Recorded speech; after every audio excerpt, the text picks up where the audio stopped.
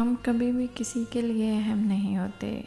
ये सब हमारे वहम का खेल है कि हम अगर अचानक कहीं गायब हो जाएंगे तो कोई हमारा मुंतज़िर रहेगा। नो, यहाँ ना कोई किसी के लिए मुंतज़िर रहता है और ना किसी के लिए कोई बेचैन होता है।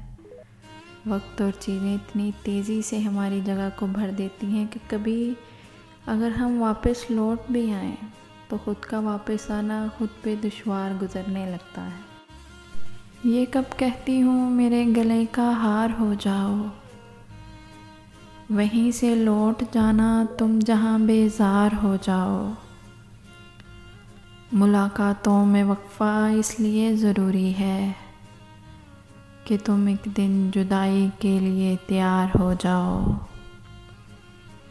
बहुत जल्द ही दुनिया को समझ आने लगते हो, बहुत आसान हो थोड़े बहुत दुश्वार हो जाओ।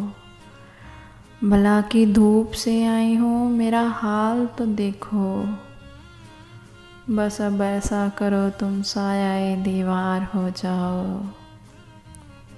पढ़ने के दिन है अभी लिख भी लेना हाले दिल अपना, मगर लिखना तब जब लायके इज़हार हो जाओ।